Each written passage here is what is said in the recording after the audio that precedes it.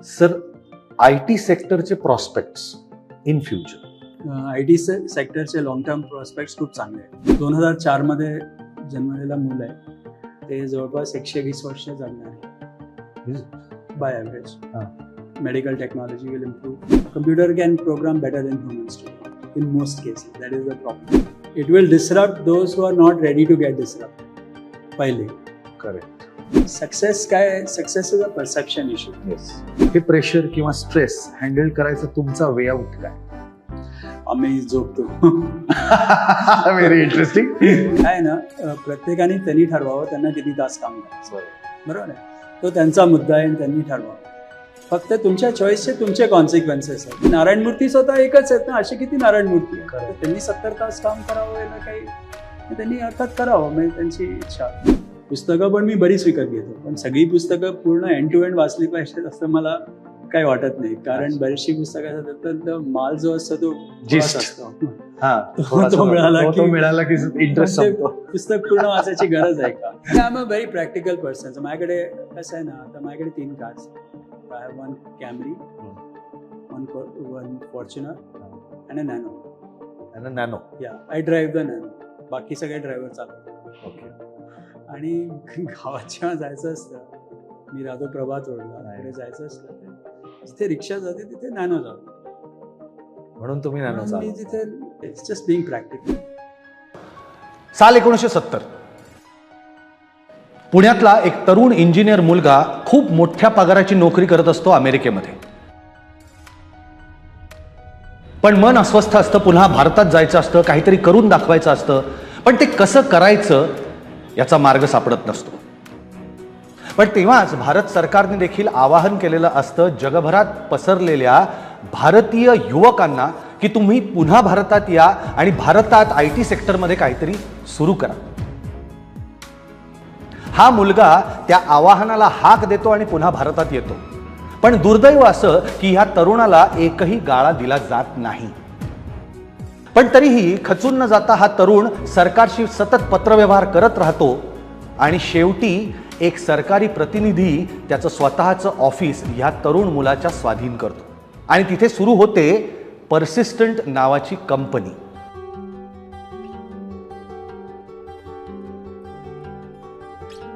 पेन्शनरांचं पुणे ते IT सेक्टरमध्ये सगळ्यात महत्त्वाचं बनलेलं शहर, ह्या सगळ्या प्रवासामध्ये हा तरुण खूप मोठं मोलाचं योगदान देखील देतो. नमस्कार, तुम्हा सर्वांचं स्वागत आहे आमच्या स्पेशल शोमध्ये आमच्या काळी. आणि आज आपण बोलणार आहोत, गप्पा मारणार आहोत ते पर्सिस्टंट सिस्टीमचे संस्थापक श्री आनंद देशपांडे सरांशी.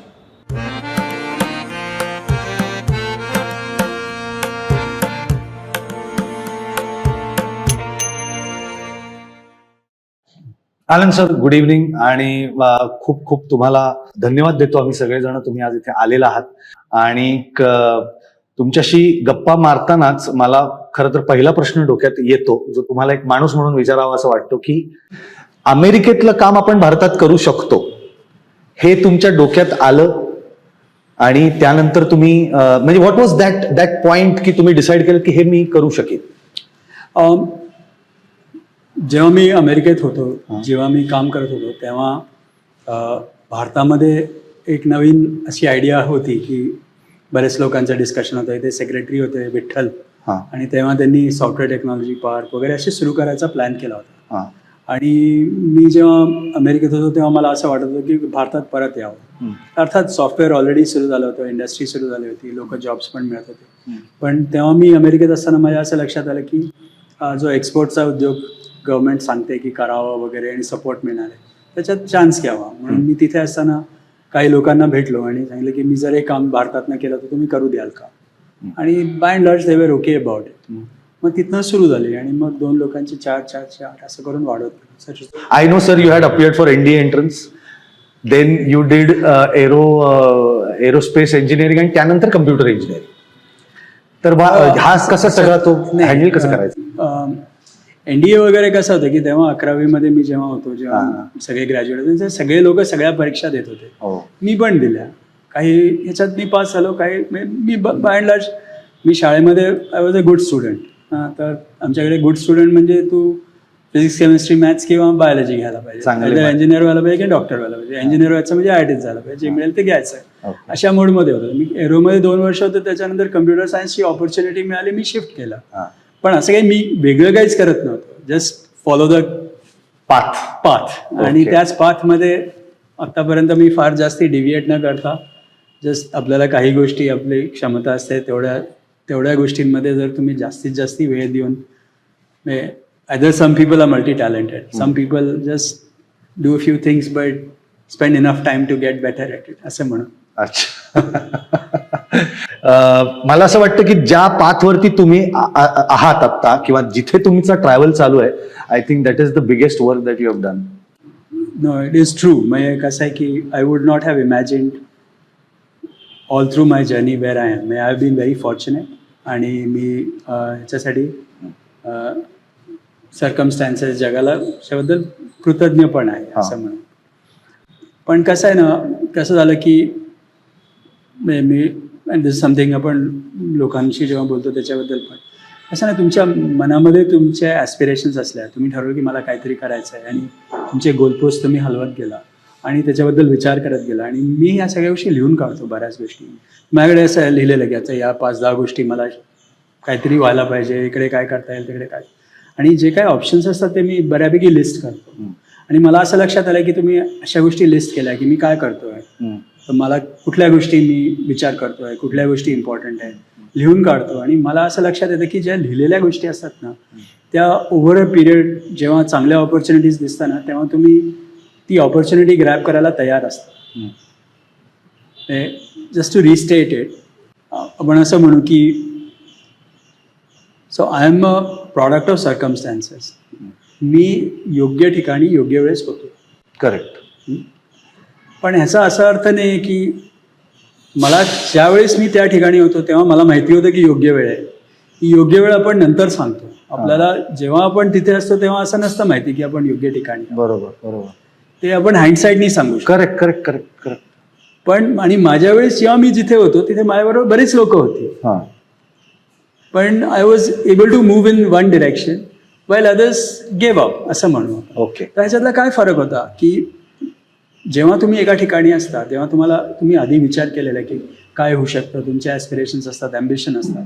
तुम्ही आधीपासून थोडा विचार करून ठेवला ना की जेव्हा तुम्हाला त्या सिच्युएशनला तुम्ही येता तेव्हा तुम्हाला मन म्हणा, काही म्हणा, it starts to behave in a way that you grab opportunities that come your. IT company म्हटलं, व्हॉट इज वन थिंग, सगळ्यात महत्वाची गोष्ट IT कंपनीसाठी काय? टेक्नॉलॉजी. ओके. म्हणजे कसं आहे की IT is sort of fast moving. रोज नवीन गोष्टी येत राहतात. आणि जर कंपनीमध्ये तुम्हाला काम करायचं असेल किंवा कंपनीला पुढे न्यायचं असेल किंवा कंपनीनी पुढे जायचं असेल तरी सुद्धा ज्या नवीन गोष्टी येत राहतात इथे जर तुम्ही नवीन गोष्टी करता आल्या आणि इम्प्लिमेंट करता आल्या, सॉफ्टवेअर बनवता आलं, तर देन देर इज बिझनेस. तर त्यामुळे keeping up with technology is the key thing for any IT company. आणि it's a people business at the end of it. It's is two very unique things जे म्हणू ना. एक म्हणजे बाकीचे कसे असतात की आज असं नारायण मूर्तींचा एक आहे याच्यामध्ये की आमची कंपनी दर संध्याकाळी पूर्ण रिकामी होते, लोक घरी जातात, दुसऱ्या दिवशी परत पुन्हा भरते. पण सगळं आपण इंटेलेक्च्युअल प्रॉपर्टी बद्दल बोलतो. आपण इंटेलेक्च्युअल प्रॉपर्टी लोकांच्या डोक्यात असते आणि लोक रोज घरी जातात आणि दुसऱ्या दिवशी त्यांना मोटिवेट व्हायला पाहिजे की परत यावं म्हणून. So that is the uniqueness about IT companies. Plant and machinery हा भाग खूप मायनर आहे आमच्या ह्याच्यामध्ये. Okay. Brain power of people that makes a huge difference. So first thing is technology आणि नंतर लेबर नाही म्हणणार मी, टीम, HR म्हणूयात आपण, ह्युमन रिसोर्स. ते पण it's it's a team basic. It's a team. म्हणजे लोक जे असतात काम करणारे, they are all individual human people, not resources. Okay. Clay जसं असतं त्याच्यात सगळ्यात मॅल्युएबल क्ले म्हणून तर सॉफ्टवेअर आहे, तुम्ही काही बनवू शकता. अच्छा. पण तो कोण बनवणारा माणूस पाहिजे, घडवणारा माणूस. त्या घडवणाऱ्या माणसाची व्हॅल्यू आहे. अच्छा. आणि पूर्ण जो आमचा उद्योग आहे किंवा आमची इंडस्ट्री आहे तो ते घडवणाऱ्यांच्या भरोश्यावरती तयार झालेली इंडस्ट्री आहे. त्यामुळे सर्वात महत्वाचा तो घडवणार आहे. आणि तो घडवायला कशा प्रकारच्या गोष्टी घडवणार तो टेक्नॉलॉजी घडवतो आपण, असा त्याच्यातला भाग आहे. ओके. सर, पर्सिस्टन्स पर्सिव्हिअरन्स हे दोन माझ्या दृष्टीने खूप महत्वाच्या गोष्टी आहेत. हो. मी स्वतः मानतो हो. आणि I follow them also. Yes. तुमच्या कंपनीचं नाव persistent systems. Why this name आणि why that logo which resembles in a way infinity? तर तुम्ही सिम्पल बघितलं तर कम्प्युटरमध्ये काही डेटा जो असतो तो मेमरीमध्ये असतो. तो ट्रान्झिएंट असतो, आपण त्याला म्हणतो. मशीन ऑफ केलं की ते बंद होतं. काही डेटा डिस्कवरती राहतो. तो डिस्कवरती जो राहतो तो डेटा पर्सिस्टंट असतो. अच्छा. तर तुम्ही जर डेटा सिस्टम्समध्ये, ज्याच्यामध्ये मी काम करतो किंवा PhD केलंय, त्या विषयामध्ये कोणाला म्हटलं की पर्सिस्टंट सिस्टम्स म्हणजे काय, तर systems that remain persistent on the disk, म्हणजे डेटा सिस्टम्स.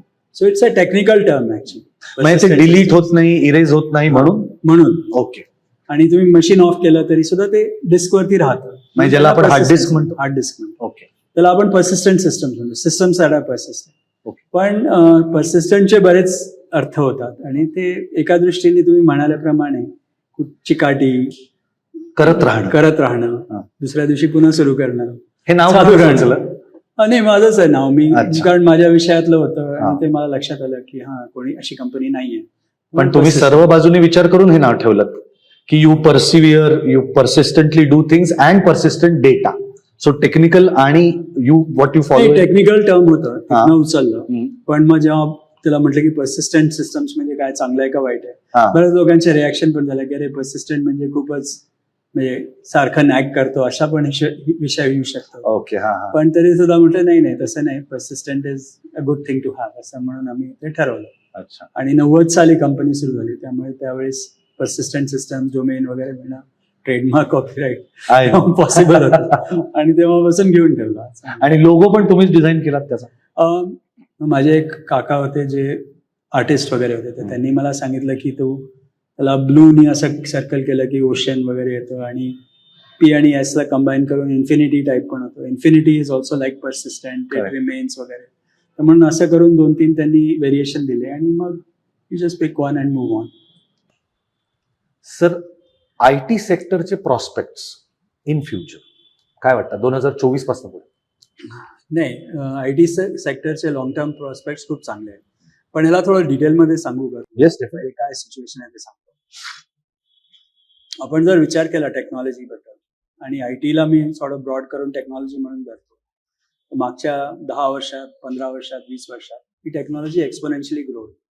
नवीन गोष्टी कंटिन्युअसली येत आहेत आणि त्या नवीन गोष्टी ज्या टेक्नॉलॉजी किंवा R&D मध्ये होतात त्या सगळीकडे सामान्य माणसापर्यंत पोहोचवायला बरेच टप्पे असतात.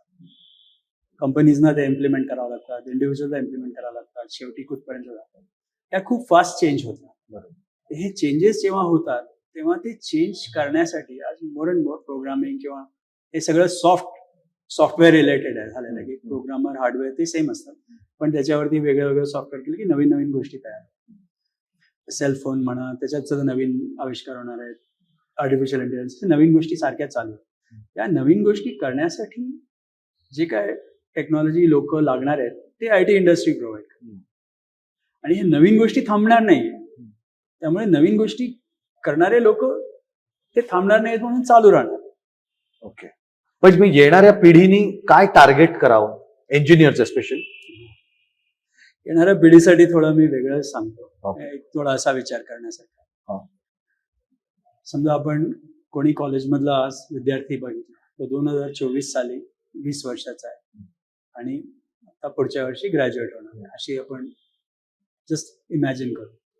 2024 मध्ये जो 20 वर्षाचा आहे, त्याचा जन्म 2004 मध्ये झाला. बरोबर. तेव्हापासून तो सेलफोन टेक्नॉलॉजी केव्हापासून पण वापरतोय, लहानपणापासून, त्याच्या आधीपासून सगळं होतं. हा जो 2004 मध्ये जन्मलेला मूल आहे ते जवळपास 120 वर्ष जगणार आहे by average. Medical technology will improve. Okay. पुढच्या 20-25 वर्षामध्ये बरेचसे नवीन शोध येतील, त्याच्यामुळे people will live longer. Has to happen. त्याशिवाय आपले डेमोग्राफिक्स बघितलं तर या विद्यार्थ्याला समजा 100 वर्ष जगला तर 2104 आणि 120 जगला तर 2124. करेक्ट. तो बघणार आहे, आपलं बियॉन्ड आहे, पण तो आहे असणार आहे तेव्हापर्यंत, तो विद्यार्थी आताचा, आणि तो 2100 पर्यंत काम करणार आहे. ओके. म्हणजे 80-100 वर्षाचा होईस तर तुला काम करावं लागणार. आता अशा सिच्युएशनमध्ये म्हणजे ही मॅरेथॉन आहे. हा. त्याला स्वतःला हास्य- जगताना खूप विचार करायला लागणार आहे की मी हास्य- इतके वर्ष काय करणार. आपला प्रॉब्लेम नाही. आहे ना, आमचा नाहीये, तो त्यांचा प्रॉब्लेम. पण रियालिटी अशी आहे की हे जे आपण मगाशी टेक्नॉलॉजी बद्दल बोललो, टेक्नॉलॉजी पण खूप फास्ट चेंज होते.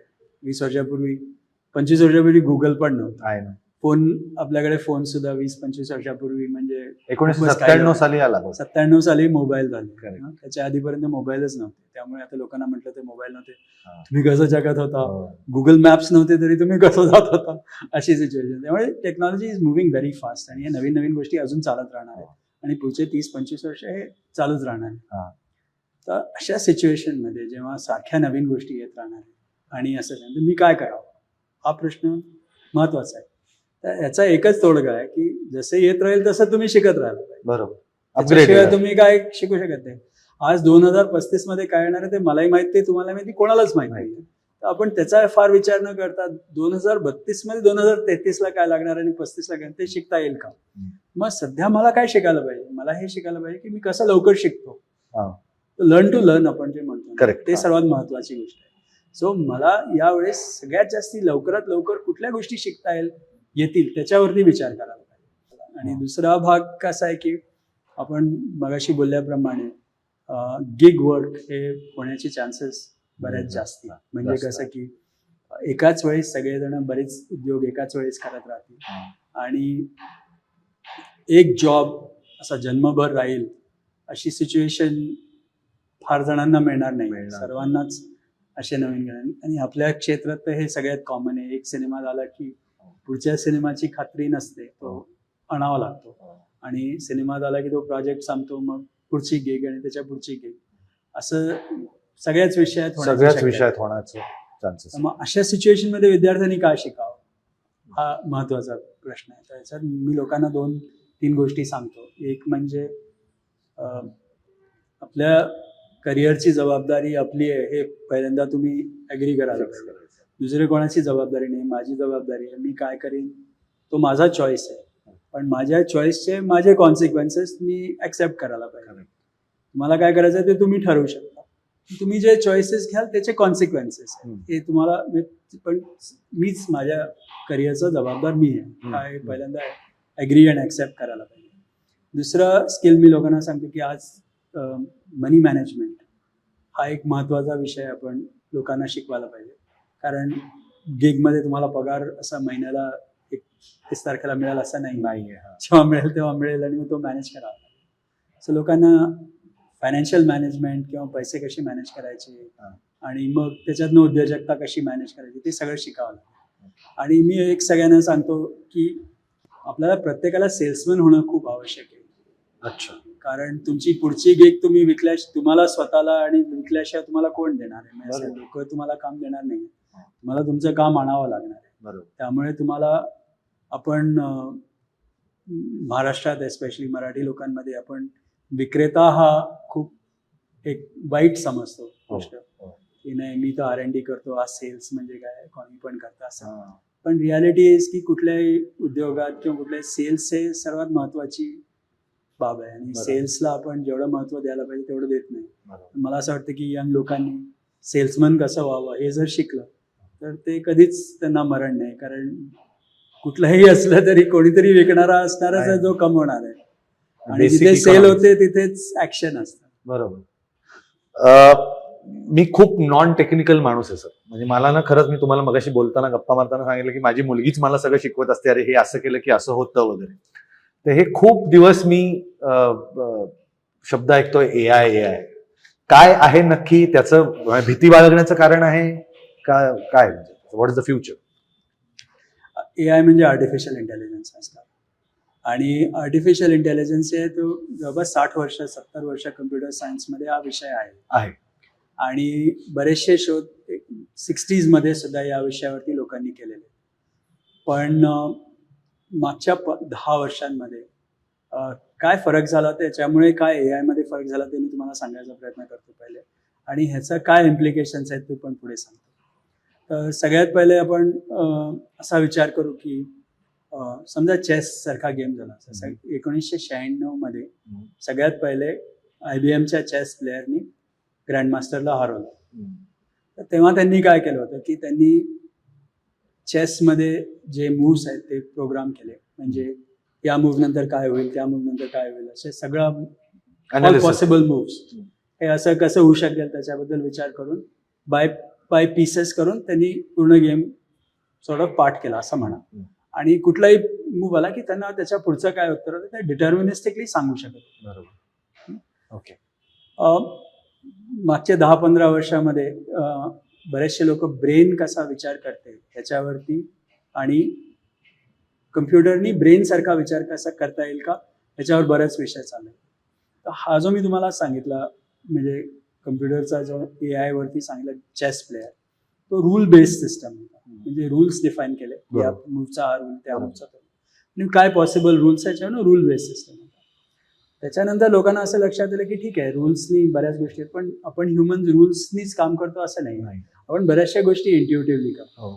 तर त्यांना असं लक्षात आलं की एक नेटवर्क असतं की काही गोष्टी होतात, मग त्याच्यामुळे दुसऱ्या गोष्टी होतात, त्या आपण थोडं इंट्युटिव्हली फिगर आउट करतो. मग त्याच्यासाठी काय मॉडेल करता येईल, त्याचं मॉडेल करून मागच्या 10 ते 15 वर्षामध्ये एक न्यूरल नेटवर्क म्हणून जे म्हणतो त्या प्रकारचा एक नेटवर्क कम्प्युटरमध्ये तयार झालेला. आणि आता get back to more recent one, मागच्या वर्षी 2022 मध्ये OpenAIनी ChatGPT सगळ्यांना अलाव केलं. तर ChatGPT मध्ये त्यांनी काय केलं की आपण SMS वगैरे बघतो किंवा कुठल्याही आपल्या फोनमध्ये नेक्स्ट वर्ड प्रेडिक्ट करतो, कुठलाही तुम्ही गेलं पुढचा शब्द, ते कशामुळे होतं की त्यांनी बरेचसे पॅसेजेस किंवा लोकांनी टाईप केलेल्या गोष्टी किंवा आपण टाईप केलेल्या गोष्टी लक्षात ठेवून असं वाटतं की मोस्टली हेच असणार आहे म्हणून असं करून देतात. तर ChatGPT is just prediction of next word at grand scale. त्यामुळे बऱ्याचशा नवीन गोष्टी त्या करता येतात ज्या पूर्वी कधीच झाल्या नाही. त्याचे इनिशियल स्टेज प्रेडिक्टिव्ह टेक्स्ट असं होतं का? हा, असं म्हणता येईल, पण त्याला जनरेटिव्ह AI म्हणतो आपण, की ते जनरेट करता येईल. पण सर असं आधी म्हटलं जायचं की कॉम्प्युटर येणार मग आमच्या नोकऱ्या जाणार, तसंच आता AI बद्दल बोललं जात आहे. तर what do you think about it? Possible आहे. पॉसिबल आहे. असं सिच्युएशन आहे की क्लिअरली याच्यात 2 प्रकारे तुम्ही विचार करू शकता. एक म्हणजे कसं झालेलं आहे की मी आता थोडंसं सिम्प्लिफाय करून सांगतो की AIचे प्रोग्राम्स आहेत ना, ते खूप छान प्रोग्राम लिहितात. ऍक्च्युली प्रोग्रामरपेक्षाही चांगले प्रोग्राम लिहितात. कारण त्यांनी जगातले सगळे program sort of figure out केलेले आहेत. त्यामुळे नेक्स्ट वर्ड सांगतो तसं नेक्स्ट कोड पण तो खूप छान म्हणजे त्यांना सगळं समजलेलं आहे थोडं. हो, computer can program better than humans today in most cases. That is the problem. तर आता तुमचा जॉब काय आहे त्याच्यावरती हा AIचा तुम्हाला काय परिणाम होईल त्याच्यावर फरक पडू शकतो. जर तुमचा जॉब असा आहे की जो AI करू शकेल तर of course you will be running into trouble, की तुमचं काम तो AI करू शकतो, पण तुम्ही त्याला वापरून पण अजून चांगलं तुमचं. मी ॲज यू आर स्पीकिंग मी माझ्या क्षेत्राबद्दल विचार करतोय की उद्या म्हणजे can my work be replicated or done by an AI? Definitely AI is going to be a huge disruptor. आणि आपण मगाशी म्हणल्याप्रमाणे it will disrupt those who are not ready to get disrupted पहिले. करेक्ट. तर तुम्ही जर असं समजलं की माझं काही होणार नाही, मी उत्तम आहे, तर मग you are the first ones to run the risk. पण तुम्ही जर AI वापरून तुमची प्रोडक्टिव्हिटी वाढवली तर of course you will have more things to do. So AI is yes it is a double edged sword, की तुम्हाला माहिती पण पाहिजे कसं करायचं आणि कसं वापरायचं, पण ते वापरून तुम्ही त्याचा कसा फायदा घेऊ शकता तोही एक ऑपॉर्च्युनिटी आहे. नवीन शोध लावायला बऱ्याचशा गोष्टी आहेत, पण याच्यात मी तुम्हाला अजून एक थोड्या वेगळ्या प्रकारचा सांगायचा प्रयत्न करतो. मी जेव्हा 82 मध्ये मी 79 मध्ये खडगपूरला गेलो. ओके. तेव्हा मी पहिल्या वर्षी जेव्हा होतो ना, तेव्हा आमच्याकडे लॉग टेबल वापरायचे. आम्हाला सांगितलं होतं की तुम्हाला कॅल्क्युलेटर अलाउड नाही आहेत परीक्षेमध्ये. जे काय कॅल्क्युलेशन्स करायचे ते लॉग टेबलनी करायचे. ठीक आहे. मी जेव्हा सेकंड इयरमध्ये आलो तेव्हा दिस वॉज लॉस्ट, आणि सगळ्यांना सांगितलं की तुम्ही लगेच कॅल्क्युलेटर घेऊन या, कारण प्रत्येकाने कॅल्क्युलेटर वापरलं. काही लोकांनी वापरला आणि काही लोकांनी लॉग टेबल वापरलं. It's a very uneven contest. So सगळ्यांनी कॅल्क्युलेटर परीक्षेत वापरणं आवश्यक आहे असं झालं. तेव्हा काय डिबेट होतं लोकांचं की अरे लॉक टेबल, तुम्हाला लॉक टेबल वाचता येणार नाहीत पुढे, तुमचे कॅल्क्युलेशन सगळे म्हणजे तुम्ही कॅल्क्युलेटरवर कराल आणि तुम्हाला लॉक टेबल वाचता येणार नाही. बरोबर आहे, मला आज नाही वाचता येणार लॉक टेबल, पण लॉक टेबल वाचता येत नाही म्हणून माझा काही अर्थ आहे का? अच्छा, कॅल्क्युलेटर वापरून मी काम करू शकतो. हो, मला लॉक टेबल माहिती असणं आवश्यक आहे का? हा जो भाग तुम्ही आज एआय मध्ये बघितला, तर बरेच लोक म्हणतील की एआय झाल्यामुळे ना माझी हे जाईल, क्रिएटिव्हिटी जाईल, हे जाईल. पण माझ्याकडे नवीन टूल्स आलेले आहेत. तर हे नवीन टूल्स वापरून आपण दुसरं काय नवीन काय करू शकतो का? माझे करंट जॉब जाऊ शकतात, पण काही नवीन जॉब्स तयार होऊ शकतात. ते काय असू शकतात ते आज काय ते आपल्याला माहिती नाही, पण जे लोक शोधतील त्यांना मिळतील. सर, तुमच्या दृष्टीने किती सक्सेस महत्वाचा आहे किंवा कुठे थांबायचं असं आहे का? मी स्पेसिफिकली तुम्हाला विचारतो, when you made a public limited company. Success काय? Success is a perception issue. Yes. आणि it's not a destination, it needs to be a journey. तर जे काय चालू आहे ते प्रत्येक नवीन गोष्टी शिकत राहावे आणि नवीन गोष्टी पुढे पुढे वाढत जाव्या. दररोज I am better than yesterday, अशी जी तुम्ही सिच्युएशन सांगितली ती अशी असायला पाहिजे. त्यामुळे IPO was one mile post in this whole journey. आणि या there are daily ups and downs and all that's part of life आपण म्हणू तसं. पण कसं आहे, aspirationally one has to always do something more than what I did yesterday. कसं होतं IT इंडस्ट्रीमध्ये तेव्हा, पण अजूनही सुद्धा IPO इज बिकम कॉमन. म्हणजे आता नारायण मूर्तींपासून सगळ्यांच्या कंपनी पब्लिक आहेत, त्यामुळे लोकांना माहिती आहे की पब्लिक कंपनी म्हणजे काय असतं, कुठले मेजर्स असतात. बरोबर. त्यामुळे it was just following the path of everyone else and it just made sense at that time. तुम्ही आता अप्स अँड डाऊन्स बद्दल बोलला, हो, ज्याला आपण अत्यंत कॉमन भाषेत आजकाल, मराठी नाही शब्द परंतु स्ट्रेस किंवा प्रेशर असं म्हणतो. हो. तर तुम्ही हे प्रेशर किंवा स्ट्रेस हँडल करायचं तुमचा वे आउट काय? आम्ही झोपतो. Very interesting. म्हणजे कसं आहे की स्ट्रेस आणि दोन गोष्टी आहेत. मी एक्सप्लेन वन. बऱ्याचशा वेळेस काय होतं, आपण प्रॉब्लेम ऍडमिट करत नाही, त्यामुळे पण स्ट्रेस वाढतो. की आपल्याला माहिती आहे काय प्रॉब्लेम आहे, पण लोकांना आपण कळू द्यायचं नाही, लोकांना आपण सांगत नाही, मग इकडे काय तिकडे काय असं नाही, स्ट्रेस वाढतो. जर तुम्ही जास्ती ट्रान्सपरंट असला, एम्प्लॉईजला माहिती आहे की बाबा अशी परिस्थिती आता काय आहे, आता आपण सगळे तोडगा काढणार आहे, पण परिस्थिती काय आहे ते सगळ्यांना माहिती असल्याने काही वाईट नसतं. तर बऱ्याचशा सिच्युएशन तर कंपनीच्या कॉन्टॅक्टमध्ये येतात, त्या काही ठीक आहे मार्केट डाऊन झालं एकदम, काय आहे काय करायचं, अशा सिच्युएशन येतच असतात. पण त्या ट्रान्सपरंटली लोकांना सांगितलं की तो जो स्ट्रेसचा प्रॉब्लेम तो फक्त माझा नाही आहे, आपल्या सगळ्यांचा प्रॉब्लेम आहे, आपण सगळ्यांनी मिळून सोडवायचा आहे. असं केलं की लोकही धीर देतात तुम्हाला, मग असं करून थोडंसं मॅनेज होतं. पण मला जनरली असं लक्षात आलेलं आहे की कसं, there is always another day.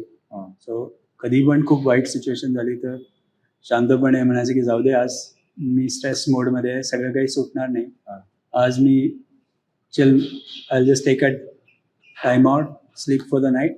दुसऱ्या दिवशी सकाळी उठून पुन्हा फ्रेश विचार करून काय सोडवता येईल तसं बघायचं आणि एक एक करून पुढे जायचं. तेव्हा स्ट्रेस सिच्युएशन मध्ये तुम्ही डिसिजन घेता तेव्हा ते अजून वाईट होऊ शकतात. त्यामुळे थोडंसं बॅक ऑफ करणं महत्वाचं आहे. मध्ये जो काही एक स्टेटमेंट झालं की किती तास महत्वाचे कामाचे, ह्याच्यामध्ये ना मी थोडा वेगळा विचार सांगणार आहे. काय ना, प्रत्येकाने त्यांनी ठरवावं त्यांना किती तास काम करायचं. बरोबर आहे, तो त्यांचा मुद्दा आहे आणि त्यांनी ठरवावं. फक्त तुमच्या चॉईसचे तुमचे कॉन्सिक्वेन्सेस आहेत. मी म्हणण्याप्रमाणे कसं आहे की every person is empowered to make their own decision. They are responsible for their life and their career. आता मला समजा सचिन तेंडुलकर व्हायचं आहे, तर मला फुल ऑन प्रॅक्टिस करणं आणि दुसरं काही करायचं नाही, मी फक्त तेच करणार आहे, आवश्यक आहे. हजारो लोक क्रिकेट खेळतायत, त्यातला एकच सचिन तेंडुलकर होऊ शकतो किंवा एकच लोक, त्यांनी जर मेहनत नाही केली तर दुसरं कोण करणार. अशा सिच्युएशन प्रत्येकाने, नारायण मूर्ती स्वतः एकच आहेत ना, असे किती नारायण मूर्ती आहेत, तर त्यांनी 70 तास काम करावं याला काही, त्यांनी अर्थात करावं, म्हणजे त्यांची इच्छा. पण सगळ्यांनीच नारायण मूर्ती व्हायचं असेल तर डेफिनेटली तुम्ही पण करायला पाहिजे. तुम्हाला काय व्हायचं ते तुम्ही ठरवायचं ना. हे स्टेटमेंट तुमचं खूप महत्वाचं आहे की तुम्हाला त्या पोझिशनला पोहोचायचं असेल तर तुम्हाला काय केलं पाहिजे. मग वर्किंग आवर्स महत्वाचे नसतात, काय प्रत्येक कॉर्नरच्या जे असतात केसेस जे आहेत ब्रिलियंट कॉर्नरमध्ये ते दोनच प्रकार आहेत. काही लोक असतात ज्यांना दैवी शक्ती आहे, त्यांचं सोडून द्या, म्हणजे त्यांच्याशी कम्पेअर करण्यात पण काही पॉईंट नाही. आणि असे बरेचसे लोक असतात जे मेहनतीने त्या कॉर्नरपर्यंत पोहोचू शकतात. तर तुम्हाला तिथे पोहोचायचं असेल तर तुम्हाला मेहनत करणं आवश्यक आहे. पण हा चॉईस तुमचा आहे. सगळ्यांनी, मी तुम्हाला सांगणार नाही की तुम्ही मेहनत करा, तुम्हाला करायचं तुम्ही करा. पण तुम्हाला जर कॉर्नरला जायचं असेल, त्या स्टँडर्ड डिव्हिएशन मध्ये एकदम जे एंड्स असतात तिथे, तर त्याच्यासाठी तुम्हाला काय करावं लागेल ते तुम्ही करायलाच पाहिजे. असं कसं होणार आहे की मी आपला आरामशीर बसलोय आणि मी सगळ्यात जग माझ्याकडे येणार आहे, असं कधीच होत नाही. मी कायम ते उदाहरण वापरतो माझ्याही करिअरसाठी. जेव्हा तुम्हाला एखादा चांगला रोल मिळतो, that is like getting a place in playing India 11. बरोबर आहे. त्यामुळे कमीत कमी 50 किंवा सेंचुरी मारणं ही गरजेचीच आहे. बरोबर आहे. त्याच्यानंतर तुमचा ट्रॅक ओपन होतो की हा बाबा याला घेऊयात बिकॉज ही परफॉर्म्स वेल. टेकी नसतात तर काय असतात याचा कधी विचार केला? नाही, कसं आहे, आम्ही लहानपणापासून आम्ही भोपाळला होतो. ओके. शाळेमध्ये माझे वडील इंजिनियर आहे. इंजिनियर व्हायचं व sort of a common default आमच्याकडे. पण जर मी कंटिन्यू करून उद्योजक किंवा असं काही नसतं तर मी डेफिनेटली प्रोफेसर झालो असतो. अच्छा. आणि मला शिकवायला आवडतं आणि मला शिकायलाही आवडतं, आणि शिकणं आणि शिकवणं हे दोन्ही एकात एक मला असं चांगले वाटतं निगडीत आहेत. त्यामुळे जर चांगलं शिकायचं असेल तर लोकांना शिकवलं की चांगलं शिकायला मिळतं, असा त्याच्यातला एक भाग आहे. त्यामुळे मी जर म्हणजे उद्योजक किंवा असं इंडस्ट्रीत काम करणार नसतं तर डेफिनेटली प्रोफेसर झालो असतो. मला असं लक्षात येतं की तुम्ही जेव्हा कोणाला तरी समजावून सांगताना, आणि स्पेशली जे तुमच्या विषयातले लोक नाही आहेत त्यांना जेव्हा समजावून सांगता, तेव्हा जो अभ्यास करावा लागतो तो खूप जास्ती असतो. कोणाला कुठलाही प्रॉब्लेम 10 मिनिटात समजावून सांग असं म्हटलं की जे होतं ना, ते त्याच्यासाठी बरीच तास काम केल्याशिवाय ते करता येत नाही. तुम्हाला वाचायला आवडतं? हो. काय वाचतात? Mostly non fiction. आता सध्या मी एक कोर्स शिकवतोय, त्यामुळे मी सध्या त्या सेकंड ऑर्बिट, बिझनेस ग्रोथ या विषयावरती बराच अभ्यास करतो. मोस्ट ऑफ द सध्याचे पुस्तकं मला इन्स्पिरेशन बिब्लिओग्राफीज वगैरे अशा पण पुस्तकं पण मी बरीच विकत घेतो. पण सगळी पुस्तकं पूर्ण एंड टू एंड वाचली पाहिजेत असं मला काही वाटत नाही, कारण बरीचशी पुस्तकं असतात तर माल जो असतो तो असतो. तो मिळाला की इंटरेस्ट संपतो. पुस्तक पूर्ण वाचायची गरज आहे का असं त्याच्यातलं आहे. मी आजकाल पॉडकास्ट पण खूप ऐकतो. हे जे पॉडकास्ट असतात त्याच्यात जाड पुस्तक असतं, पण तो 30 मिनिटात 40 मिनिटात 1-1.5 तासात चांगलं नीट समजावून सांगतो. आत्ता जी लोक काम करतायत, जे उद्योजक आहेत, त्यांच्यासाठी तुम्ही दे आसरा नावाचं एक फाउंडेशन क्रिएट केलेलं आहे, तर त्याच्याबद्दल तुमच्याकडनं जाणून घ्यायला खूप आवडेल. हे का आहे आणि यांनी काय फायदा होणार आहे? आपण भारतात जर बघितलं तर सगळ्यात महत्वाचं जे प्रॉब्लेम म्हणू किंवा काय ते म्हणजे जॉब्स आणि एम्प्लॉयमेंट. आणि मी मागचे दे आसरा एक सेक्शन 8 कंपनी आहे, ती आम्ही 2012 मध्ये सुरू केली. त्याचं बॅकग्राऊंड असं होतं की तोवर मी कंपनीमध्ये जवळपास 22 वर्ष झाली होती. माझ्या वयाला 50 क्रॉस झाले होते. आणि मला असं नेहमीच वाटत होतं की लर्न, अर्न अँड रिटर्न हे 3 फेजेस आहेत आपल्या ह्याच्यात. तर 25 आपण जसं गृहस्थ आश्रम म्हणतो तसं पुढच्या ह्याच्या सिच्युएशन काहीतरी आपण गिव्ह बॅक मोडमध्ये जायला पाहिजे. त्याच्यासाठी काय करायचं? तर मी तेव्हा बऱ्याच गोष्टी वाचल्या. बिल गेट्स, वॉरन बफेट, हे लोकांनी कसं काय चॅरिटी सुरू केली. त्यांचं म्हणणं होतं असं की pick some problem that will last for a long time that you can remain passionate about. अशा कॉन्टेक्स्टमध्ये कुठला तरी विषय शोधा की ज्याच्यामध्ये तुम्ही बरीच वर्ष काम करू शकाल. आणि मला असं लक्षात आलं की एंटरप्रेन्योरशिप किंवा सेल्फ एम्प्लॉयमेंट किंवा या विषयामध्ये मी काही केलं तर एकतर इम्पॅक्टही होऊ शकतो आणि मला त्या विषयामध्ये थोडंफार मी कॉन्ट्रीब्यूट करू शकतो. तर त्या कॉन्टेक्स्टमध्ये आम्ही हा सुरू केला दे आसरा फाउंडेशन. आणि आयडिया अशी आहे की छोटे जे उद्योजक आहेत 5 लाख ते 1 कोटी त्यांना आम्ही नॅनो एंटरप्रेन्योर म्हणतो. आपल्याकडे SME जे म्हणतात ते 250 कोटीपर्यंत. बरोबर. आज भारतामध्ये 95% जे उद्योग आहेत ते सगळे 20 एम्प्लॉईजच्या खालचे उद्योग आहेत. आपल्या देशातले सगळ्यात जास्ती लोक छोट्या उद्योगांमध्ये एम्प्लॉईड आहेत. आणि या लोकांना उद्योग चालवण्यामध्ये बरेचसे चॅलेंजेस, प्रॉब्लेम्स येतात. ते प्रॉब्लेम्स आपण कसे ॲड्रेस करू शकतो आणि त्यांना कशी मदत करता येईल या कॉन्टेक्स्टमधून दे आसरा आम्ही सुरू केलं. आणि ह्याची आयडिया अशी होती की छोटे उद्योजक म्हणजे समजा फोटोग्राफर आहेत, टेलर आहेत, ते आहेत. आपल्या भारतामध्ये सुद्धा हजारो टेलर आहेत. तर प्रत्येकाने नवीन शोध लावण्याची गरज नाही. त्यांचे जे काय प्रोसेस आहे ते बऱ्यापैकी स्टँडर्ड असायला पाहिजे.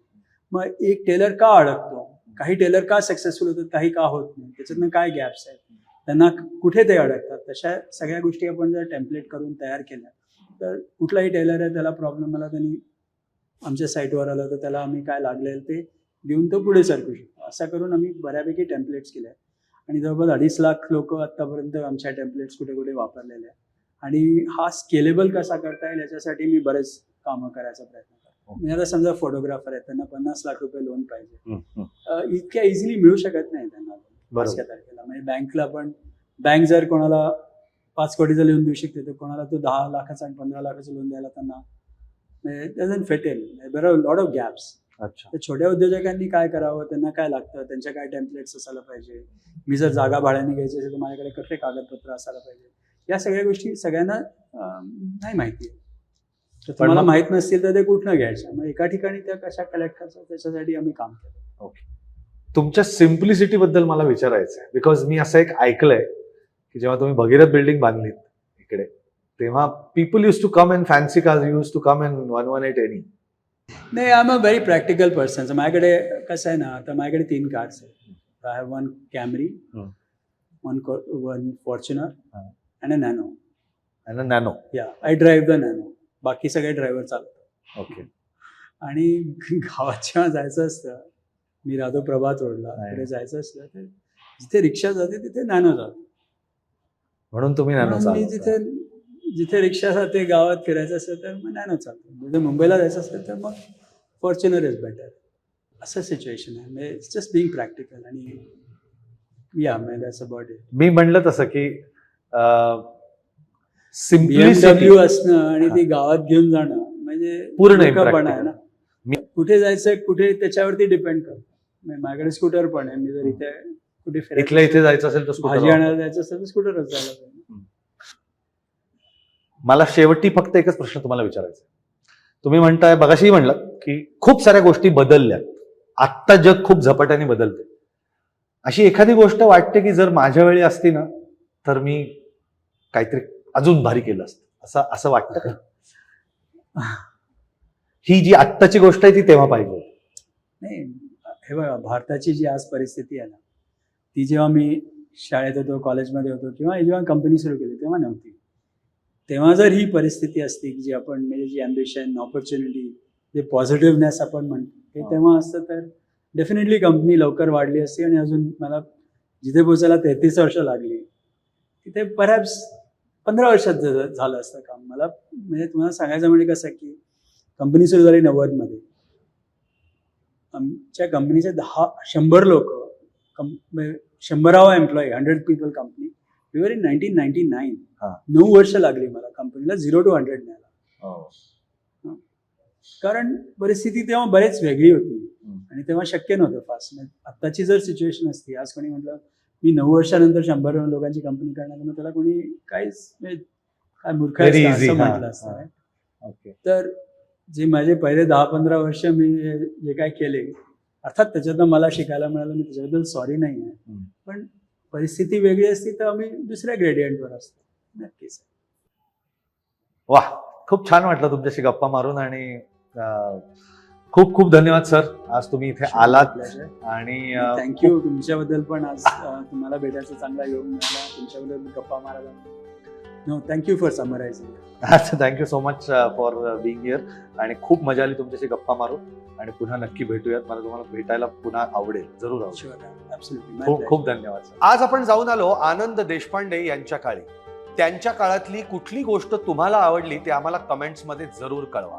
आणि पुढच्या भागामध्ये तुम्हाला कुठल्या पाहुण्यांना भेटायला आवडेल हे सुद्धा आम्हाला जरूर कळवा. आमचा पुढचा एपिसोड मिस होऊ नये त्यासाठी सबस्क्राईब करा. आणि हो, भेटूयात पुढच्या भागात आमच्या काळी या आमच्या स्पेशल शो मध्ये एका नवीन पाहुण्यांबरोबर. आणि जाऊयात त्यांच्या काळात. नमस्कार.